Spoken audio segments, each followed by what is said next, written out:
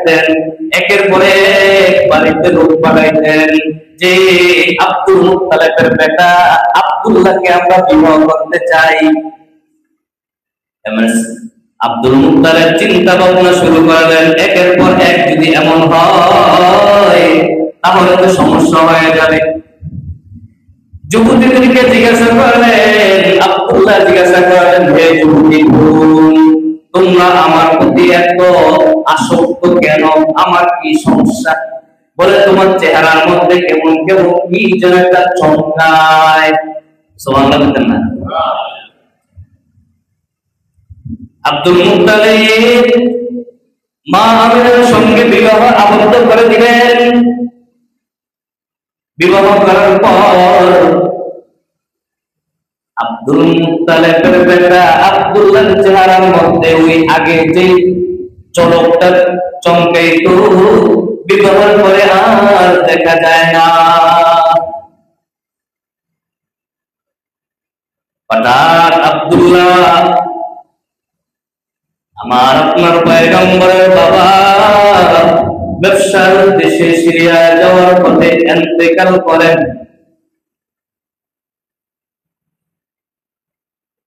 তারপর মা আমিনা বিধবা হয়ে যান। ওই এলাকার রীতি ছিল, যদি কোন মহিলা বিধবা হয়ে যায় ও মহিলা আর কখনো সুগন্ধি ব্যবহার করতে পারবে না। আমার আপনার পয়গম্বর যখন মা আমিনার পেটের মধ্যে আসলো, মা আমিনা যদি রাস্তা দিয়ে হাঁটতো, রাস্তার চতুর্পাশের মানুষরা সুগন্ধে গুঞ্জিত হইয়া আশ্চর্যজনক হয়ে যাইত, এই সুগন্ধি কোথায় থেকে বের হইল। মা আমিনা রাস্তা দিয়ে হাঁটতো, ওই রাস্তার আশেপাশের গাছ মা আমিনাকে ছাড়ান দিত, বলতো, আমিনা তোমার পেটের মধ্যে যে আসতেছে, তোমার পেটের মধ্যে তাকে ছাড়াম কি? জোরে বলুন কি? সালাম দিত। মা ওই আরব দেশে কূপ থেকে পানি উঠানো লাগতো। বলে, মা আমিনা ওই কূপে যখন পানি আনতে যাইতো, পানি আনার জন্য যাইতো, বলে পানি কূপের নিচ থেকে উপরে উঠে আসতো, বেশি আসতো। বলে আরবের মেয়েরা ডাকিয়া বলতে হবে না, তোর পানি নেওয়া লাগবে না, তুই শুধু কূপের সামনে আসবি, আমাদের পানি যখন উপরে উঠে যাবে তোমার পানিও আমরা ঘরের মধ্যে নিয়ে দিব। মা মেরা চতুর্পাশে হাঁটাহাঁটি শুরু করলো, ঘরে বাহিরে সমস্ত আরবে মক্কা নগরীতে আলোড়ন সৃষ্টি হয়ে গেল। মা আমিনার স্বামী ইন্তেকাল করেছেন। স্বামী ইন্তেকালের পর কোন সুগন্ধি ব্যবহার করা যায় না, চতুর্পাশে আলোড়ন সৃষ্টি হয়ে গেল। আমিনা কেন সুগন্ধি ব্যবহার করে? আব্দুল মুত্তালিবের কাছে বিচার আসলো, আব্দুল মুত্তালিবের স্ত্রীর কাছে বিচার আসলো। স্ত্রীকে যখন আব্দুল মুত্তালিব বলে, মা আমিনা আব্দুল্লাহর স্ত্রী আমিনা কেন সুগন্ধি ব্যবহার করে তুমি বলো। আব্দুল মুত্তালিবের স্ত্রী ডাক দিয়া বলে, আমার সন্তান কিছুদিন পূর্বে মৃত্যুবরণ করেছে, এখন আমার সন্তানের স্ত্রী বিধবা, এখন আমি এই কথা বলতে আমার সাহস নাই। তারপর দুইজনে চুক্তি করে ঘরের মধ্যে মা আমিনাকে ডাকলো। মা আমিনাকে ডাকার পর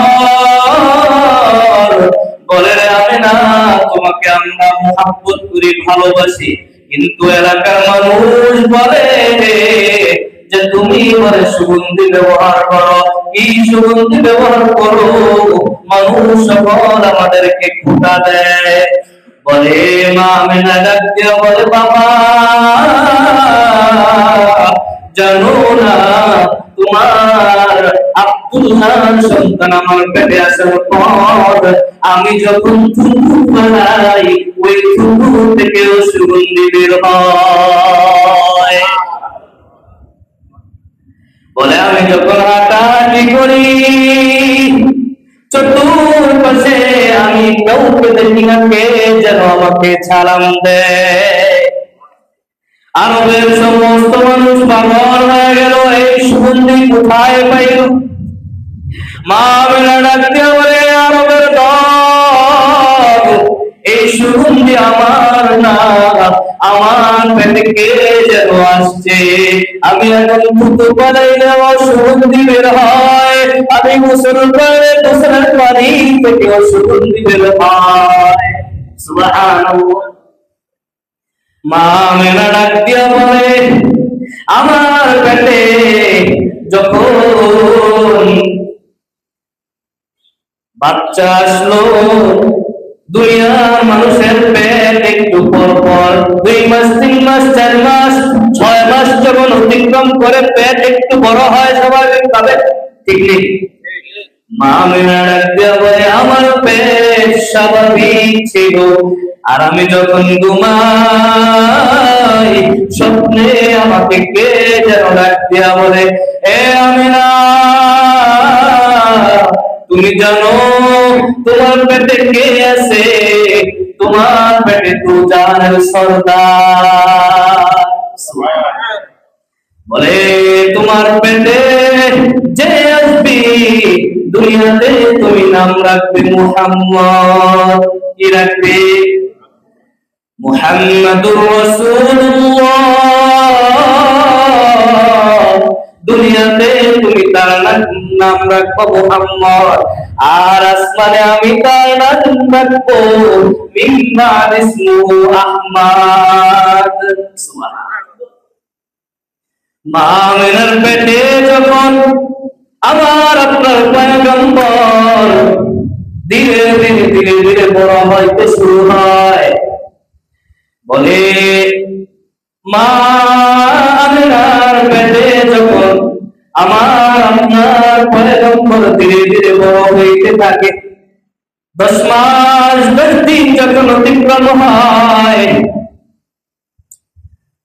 বলে যেদিন আমার আপনার পয়গম্বর দুনিয়াতে আসবেন ওই দিন কিছু অলৌকিক ঘটনা ঘটে। বলে, কি ঘটনা ঘটে জানো? বলে, পারস্যের যে বাদশা রয়েছে কাফের ছিল, কি ছিল? জোরে বলেন, কি ছিল? ওই তার রাজপ্রসাদ প্রকম্পিত হয়ে গেল। তার রাজপ্রসাদে অনেকগুলা গম্বুজ ছিল, সব গম্বুজ ভেঙে চুরমার হয়ে গেল। পারস্যের একটা অগ্নিকুণ্ড ছিল, 1000 বছর পর্যন্ত ওইটা আগুন জ্বলত, আর তারা তার পূজা করত। পূজা করত। আমার আপনার পয়গম্বর যেই রাত্রে আসবেন ওই আগুন সঙ্গে সঙ্গে বন্ধ হয়ে যায়। এরকম ভাবে অনেক অলৌকিক ঘটনা ঘটে। মা আমিনা ডাক দিয়া বলে, মক্কার নারীরা জানতে চাইল, ও আমিনা, তোমার পেট থেকে আমার আপনার পয়গম্বর কিভাবে দুনিয়াতে আসলো? আমিনা ডাক দিয়া বলল, ও যুবতীরা শোনো শোনো, আমার পেট থেকে যখন জন্মগ্রহণ করে দুনিয়াতে আসবে, আমার 2 সাইডে 2 বান্দি ছিল, উম্মে আয়মান এবং আরেকজন বান্দি ছিল। তারা 2 জন আমার পাশে আমাকে হেল্প করার জন্য বসে আসলো। আমি আমিনা বালিশের সঙ্গে একটু হেলান দিয়ে যখন বসেছিলাম, হঠাৎ করে আমার ঘুম চলে আসলো। ঘুমের মধ্যে স্বপ্ন দেখি আমার ঘরটা আলোয় আলোকিত হয়ে গেছে। আমার ঘর আলোয় আলোকিত হয়ে গেছে। স্বপ্নে দেখি আমার ঘরের কোনায় কোনায় রমণী বসে আছে। একজনে জিজ্ঞাসা করলাম, তুমি কে? ডাক দিয়া বলল, আমি না, তুমি আমাকে চিনবা না, আমি হলাম হযরত আদম আলাইহিস সালামের স্ত্রী হাওয়া আলাইহিস সালাম। আরেকজনকে জিজ্ঞাসা করলো, তুমি কে? তিনি বলেন, আমি ফেরাউনের স্ত্রী আসিয়া। আরেকজনকে জিজ্ঞাসা করলো, তুমি কে? বলে, আমি ঈসা ইবনে মারইয়াম, ঈসা আলাইহিস সালামের মা মারইয়াম। বলে, কেন আসছো? বলে, আল্লাহ তাআলা আমাদেরকে পাঠাইছে তোমাকে সাহায্য করার জন্য। সুবহানাল্লাহ। মা আমেনা ঘুম, হঠাৎ করে স্বপ্ন থেকে ঘুম ভেঙে গেল। ভেঙে যাওয়ার পর দেখে আমার আপনার পয়গম্বর ওই দাসীর কোলের মধ্যে। আমেনা ডাক দিয়া বলে, কে সে? বলে, আপনি মাত্র প্রসব করেছেন। কয়, পিঁপড়ায় কামড় দিলে একটু টের পাওয়া যায়। খোদার কসম করে বলি, আমার মুহাম্মদ যখন দুনিয়া আসলো, আমি একটা পিঁপড়ার কামড় টের পাই না। বলে, দুনিয়ার মানুষ শুনিয়া নেও, দুনিয়ার মানুষের পেট থেকে যখন সন্তান জন্মগ্রহণ করে, বলে রক্ত এত বেশি গরম হয়, সব ভিজে যায়। বলে, জানো আমার মুহাম্মদ যখন দুনিয়া আসলো, এক ফোঁটা রক্ত আমার বের হয় না। সুবহানাল্লাহ। বলে, শুধু কি তাই? বলে, না না, আমার আপনার পয়গম্বর বলে যখন দুনিয়াতে আসলো, দুনিয়াতে আইসা মুখগুলা নিচের দিকে ছিল। মানুষ যখন হামাগুড়ি খায়, হামাগুড়ি বুঝুন তো, হামাগুড়ি খাইলে হাত কোথায় থাকে? নিচে থাকে। বলে, আমার আপনার পয়গম্বর যখন দুনিয়াতে আসলো, হাতগুলা নিচের দিকে আর মাথাগুলো উপরের দিকে দিয়া বলে, আল্লাহু আকবার কাবীরা হামদান কাসীরা ওয়া সাব্বিহুহু বুকরাতাও ওয়া আসীলা। আল্লাহু আকবার। তো জোরে বল না, আল্লাহু আকবার। বলে, আমার আপনার পয়গম্বর দুনিয়ায় এসেও আল্লাহ তাআলার প্রশংসা আর বরকতের মধ্যে নিমজ্জিত। মা আমেনা কয়, আমার কোলেতে আমার সন্তানকে। মা আমেনা যখন কোলে নিলেন, আমার আপনার পয়গম্বর, আমার আপনার পয়গম্বর বাম হাতটা দিয়া লজ্জাস্থান দাঁড়াই রাখছেন। মা আমেনা চিন্তায় চিন্তিত করে হয়ে গেলেন। মনে করলেন, আমার সন্তান কি আবার একটু সমস্যা কিনা, অসুস্থ কিনা। হাত টানে হাত টানে হাত টানছি না। হঠাৎ করে চিন্তা করলেন, সে না দোজাহানের বাদশা। হঠাৎ করে আমার আপনার পয়গম্বরের মা আমেনা নিজের আসল টান দিয়েছিলে। মা আমেনা আমার আপনার পয়গম্বরের লজ্জাস্থানের উপর ঠেকে দিলেন, সঙ্গে সঙ্গে হাত ছড়াইয়া নিলেন। এই জন্য আমার আপনার পয়গম্বরের লজ্জাস্থান ছোটকাল থেকে কেউ দেখে না। কেননা আমার আপনার পয়গম্বর কার বন্ধু? জোরে বলেন, কার বন্ধু? পয়গম্বর দুনিয়া আসলেন, মা আমেনা চিন্তিত হয়ে গেলেন। বলে, দুনিয়ার মধ্যে মানুষ আসলে, দুনিয়ার মধ্যে মানুষ ছোট ছোট বাচ্চারা আসলে মা বাবা খেলনা কিনে দেয়, আর ওই খেলনা দিয়ে বাচ্চারা, ছোট ছোট বাচ্চারা খেলাধুলা করে। আমার আপনার পয়গম্বর মুহাম্মদকে কে খেলনা কিনে দিবে? চিন্তিত হয়ে গেছেন। আল্লাহ তাআলা ডাক দিয়া বলে, আমেনা রে, তোর চিন্তা করার প্রয়োজন নাই। আমার আপনার আল্লাহ চন্দ্রকে খেলনা হিসাবে বানাইয়া দিছে। আমার আপনার পয়গম্বর হাত নাড়ানাড়ি করে, পা নাড়ানাড়ি করে, বলে সূর্য চন্দ্র পায়ের কাছে আইসা এরকম ভাবে লাফালাফি শুরু করলেন। সুবহানাল্লাহ।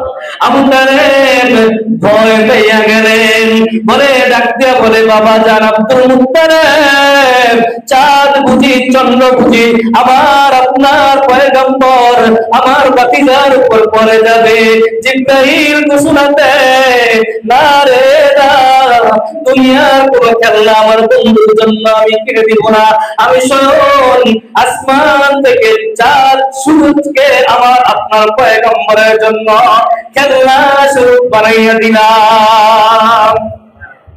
আমার আপনার পয়গম্বরের মা বেনা আবার ক্রন্দন করে, আর আল্লাহ তাআলা কান্না সহ্য করতে না পাইরা জিবরাইলকে পাঠাইলো। জিবরাইল ডাক দিয়া বলে, হে আমিনা, তুমি কেন মন খারাপ? বলে, দুনিয়ার মানুষ তো বাবারা ছোট ছোট সন্তানদেরকে ঘুরতে নিয়ে যায়, ঠিক নেই? বলে, আমার সন্তান কার সঙ্গে ঘুরবে? আমার আপনার পয়গম্বর কার সাথে ঘুরবে? আল্লাহ তাআলা ডাক দিয়া বলে, সুবহানাল্লাযী আসরা বিআবদিহি লাইলাম মিনাল মাসজিদিল হারাম ইলাল মাসজিদিল আকসা আল্লাযী বারাকনা হাওলাহু লিনুরিয়াহু মিন আয়াতিনা ইন্নাহু হুয়াস সামিউল বাসীর। আল্লাহু আকবার। আমার আপনার আল্লাহ ডাক দিয়ে বলে, দুনিয়ার মানুষ মদিনা শহরে ঘুরে, মক্কার শহরে ঘুরে, জানো আমার আপনার পয়গম্বরকে কি বলে? বলে, আমার পয়গম্বর আমার হাবিব আমার দোস্ত দুনিয়ায় শুধু ঘুরবে না, স্বয়ং আমার সঙ্গে মেরাজ করবে।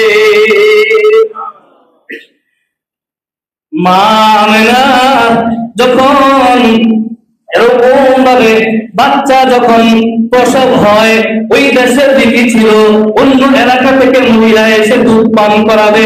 আমার আপনার পয়গম্বরের বেলায় ঠিক এমন হয়েছে। মদিনার মক্কায় এরকম ভাবে অনেক মহিলা আসছে দুধ পান করার জন্য, বাচ্চাদেরকে নেওয়ার জন্য, টাকার বিনিময়ে, কিছু পাওয়ার বিনিময়ে। বলে, আমার আপনার পয়গম্বরকে ওই জায়গায় উপস্থাপনা করা হয়েছে। বলে, অনেক মহিলারা ঈশা সব ছেলেদেরকে নিয়ে গেছে, আমার আপনার পয়গম্বরকে কেউ নেয় না। বলে, কেন কেউ নেয় না? বলে, ছেলে এতিম বাচ্চা আমাদেরকে কিছু দিতে পারবে না। বলে, হালিমাতুস সাদিয়া তিনি অনেক গরিব ছিল, অনেক দরিদ্র ছিল, তিনি যেই গাদা দিয়ে আসছেন ওই গাদাটাও অনেক একবারে জীর্ণ শীর্ণ অবস্থায় ছিল। বলে, তার সঙ্গে একজন শিশু বাচ্চা ছিল আব্দুল্লাহ, ওই হালিমাতুস সাদিয়ার বাচ্চা। বলে, হালিমাতুস সাদিয়া এত দুর্বল ছিল, তার বুকের মধ্যে কোনো দুধ ছিল না, তার বাচ্চাকেও দুধ পান করাইতে পারে না, তারপরেও আসছে। আইসা থেকে সকলকে নিয়ে গেছে, আমার আপনার পয়গম্বরকে কেউ নেয় না। চিন্তায় পড়ে গেল হালিমাতুস সাদিয়া। বলে, এই বাচ্চাকে দিলে আমাকে তো কেউ কোনো পারিশ্রমিক দিব না, তারপরেও চিন্তা করে আমি যেহেতু আসছি বাচ্চাকে নিয়ে যাই। যখন আমার পয়গম্বরকে খুলে নেয়, আল্লাহ তাআলা সঙ্গে সঙ্গে হালিমাতুস সাদিয়ার মুখের মধ্যে এত পরিমাণ দুধ দিয়ে দেয়। বলে, ছোট বাচ্চাও খাইলো, আমার আপনার পয়গম্বরও খাইলো। বলে, যে উটনিতে যে দুর্বল উটনি নিয়ে গেছে, এই দুর্বল উটনি এত বৃদ্ধি হয়ে গেছে, এই উটের মধ্যে এত দুধ হয়ে গেছে। হালিমাতুস সাদিয়া খাইলো, হালিমাতুস সাদিয়ার স্বামীও খাইলো। বলে, যখন তারা মক্কা নগরীতে ঢুকলো, তখন এইটা দুর্বলের কারণে হালিমাতুস সাদিয়া সবার পিছনে পড়ে গেল। কিন্তু আমার আপনার পয়গম্বরকে যখন বলে দিল, সঙ্গে সঙ্গে এত তেজি হয়ে গেল, ওর এত তেজি হইল, সকলকে পিছনে ফেলাইয়া সকলে আগে চলে গেল। আমার আপনার পয়গম্বরের বরকত। বলে, তারপর আমার আপনার পয়গম্বর তাদের ঘরে লালন পালন শুরু করলেন। লালন পালন করে তারা এত এত বরকত পাইছে যা প্রকাশ করা ভাষা নাই। তারা চিন্তায় চিন্তিত হয়ে গেল, কাকে আনলাম, কে আমাকে দিল। হঠাৎ কইরা আব্দুল্লাহকে হালিমাতুস সাদিয়া বকরি নিয়ে পাঠাইলো চড়াইতে। মুহাম্মদ সাল্লাল্লাহু আলাইহি ওয়াসাল্লাম বললেন, আমিও তাদের সঙ্গে যাব। যখন তাদের সঙ্গে এরকম ভাবে বকরি চড়ানোর জন্য গেল, হঠাৎ করে কয়েকজন লোক এসে আমার আপনার পয়গম্বরকে ধরে চিৎ করে সরাইয়া এই জায়গা থেকে পুরাটা ছিঁড়ে ভিতর থেকে সব কিছু বের করে দিল। আর আব্দুল্লাহ দুধ ছেড়ে দুধ ভাই আব্দুল্লাহ দৌড়াইয়া হালিমাতুস সাদিয়ার কাছে চলে গেল। হালিমাতুস সাদিয়ার কাছে গিয়ে বলল, ও মা, মুহাম্মদকে এমন এমন করতে দেখলাম। হালিমাতুস সাদিয়া এবং তার স্বামী দৌড়াইয়া এসে বলল, কি বাবা, কি হয়েছে? বলে, এমন এমন হয়েছে। হালিমাতুস সাদিয়া এবং তার স্ত্রী, তার স্বামী ভয় পেয়ে বলল, মনে হয় জিনে ধরছে। এই কথা বলে মুহাম্মদ সাল্লাল্লাহু আলাইহি ওয়াসাল্লামকে আবার মা আমিনার কোলে ফিরাইয়া দিল। মা আমিনা ডাক দিয়ে বলে, কেন আবার ফিরাইয়া আনলা? আরো কিছু পরে তো দিতে পারতা। বলে, এমন এমন ঘটনা ঘটছে, আমরা তো ভয় পেয়ে আপনার কাছে নিয়ে আসলাম। বলে, এটা তো স্বাভাবিক, এইটা কোনো ভয়ের কিছু না। আমার পেটে যখন এই মুহাম্মদ আসলো, আল্লাহ তাআলা এমন একটা আলো দিল, আমি এই মক্কা নগরীতে বৈশা আমি কিসার সব রাজপ্রাসাদ দেখতে পাইতাম। বলে, তিনি সাধারণ কোন লোক না, তিনি সাধারণ কোন লোক না, তিনি দুজাহানের বাদশাহ। এই জন্য দোস্ত, আমার আপনার পয়গম্বর কে যখন দিয়ে আসলেন, যখন 6 বছর বয়স, 6 বছর, যখন 6 বছর বয়স, আমার আপনার পয়গম্বর খেলার মাঠে বসে আসলেন। বসে বসে দেখতেছেন ছোট ছোট বাচ্চারা খেলাধুলা করে। যখন যখন সন্ধ্যা ঘনিয়ে আসলো, আমার আপনার পয়গম্বর দেখলেন সকলের পিতারা সকলকে নিয়ে বাড়িতে যায়। আমার আপনার পয়গম্বর তাদেরকে কান্না করে আর বলে, আমার বাবা কই, আমার বাবা কই, কথা বলে বলে কান্না করে।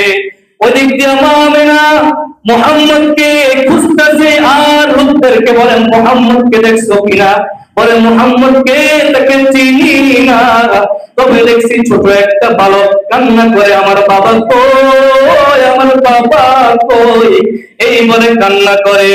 মা আমিনা দৌড়াইয়া যায়, মা আমিনা দৌড়াইয়া যাইয়া মুহাম্মদকে কোলে নেয় আর কোলে নিয়ে বলে, বাবা তুমি কোথায় আছিলা?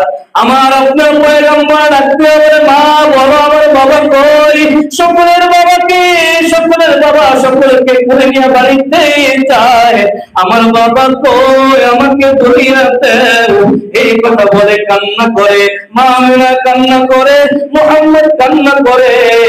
আর মা আমিনাকে ডাক দিয়া বলে, মুহাম্মদ ডাক দিয়া বলে, মা আমার বাবার কাছে আমাকে নিয়ে যাও, আমার বাবার কবরটাকে আমি জিয়ারত করব। যখন উম্মে আইমান, দাসী উম্মে আইমান এবং মা আমিনা মুহাম্মদ 3 জন ঘোড়া করে গেল। ঘোড়া করে যাইয়া দেখে মা আমিনা বইলা দেয়, মুহাম্মদ তোমার পিতা এই জায়গায় মৃত্যুবরণ করছে, কবরস্থ করা হয়েছে। আমার আপনার পয়গম্বর নাই, মা কবরের মধ্যে শুইয়া শুইয়া কান্না করে। এরে বাবা, দুনিয়ায় এসা তোমাদের পাইলাম না রে বাবা, তোমাকে দেখলাম না রে বাবা, তোমার চেহারাটাকে অনুধাবন করলাম না। এই কথা বলেই ধরে কান্না করি। মা আমিনা কান্না দেখি মা আমিনাও কান্না করে, কিন্তু আমার আপনার আল্লাহ সহ্য করতে পারি না। আমার আপনার আল্লাহ ডাক দিয়া বলে, ও ফেরেশতারা, আল্লাহ তাআলার পয়গম্বরকে সরাইয়া নেন।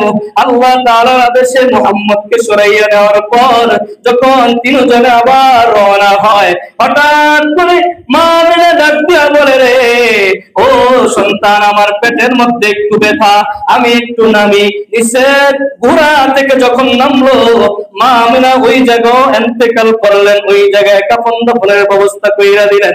আমার আপনার পয়গম্বর কান্না করে, রে আল্লাহ, বাবা দেখাই না, 6 বছর বয়সে মাকেও নিয়ে গেল রে আল্লাহ। এই জন্য দোস্ত, আমার আপনার পয়গম্বর এতিম ছিলেন, আমার আপনার পয়গম্বরের চরিত্র অতুলনীয় ছিলেন, ঠিক নেই? এইটা হচ্ছে রাসূলের মিলাদ। কি এটা? জোরে বলেন নাকি? এইটাকে বলা হয় রাসূলের মিলাদ। এই যতটুকু আলোচনা করলাম এটা কি বলা হয়? এখন বলেন, আমরা যারা বলি যে হুজুর আপনার মিলাদ আছে, একটু মিলাদ করেন, এটা ঠিক না ব্যাঠিক? আওয়াজ কম হয়, ঠিক না ব্যাঠিক? মিলাদ মানে রাসূলের জন্ম, মিলাদ মানে রাসূলের জন্ম। জোরে বলেন না, মিলাদ মানে রাসূলের জন্ম। কে বলছে? ডাইরেক্ট আল্লাহ রাসূল বলছে, ডাইরেক্ট স্পষ্ট হাদিস। এখন আসি, এখন থেকে আমরা সকলে যদি কোনো আলেমদেরকে দাওয়াত দেই, তখন কি বলবো? যে হুজুর একটু দোয়া করে যান। কি করে যান? জোরে বলো না, কি করে যান? দোয়া করে যান।